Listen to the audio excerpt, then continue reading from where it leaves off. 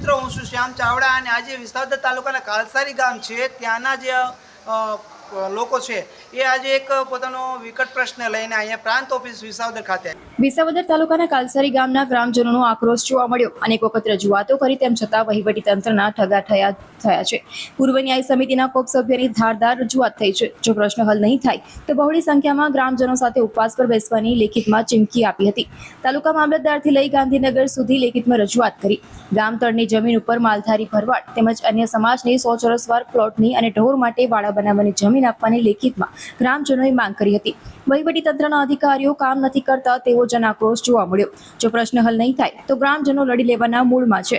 વારંવાર લેખિત રજૂઆત કરી છે તેમ છતાં વહીવટીતંત્રના આંખ આડા કાન થયા છે. ગ્રામજનોનો આક્ષેપ છે કે તંત્રની નાના ગરીબ લોકોના કામ કરવામાં જરા પણ રસ નથી. સાયણીની જમીન તેમજ 100 ચોરસ વાર પ્લોટ અને માલઢોર માટે વાડાની જમીન આપવાની માંગ કરી છે. શા માટે તંત્ર ઢીલી નીતિ અપનાવી છે? શું આમાં પણ કંઈક રાજકારણ રમાઈ રહ્યું છે? હાલ તો આવા કેટલાક પ્રશ્નો ઊભા થયા છે.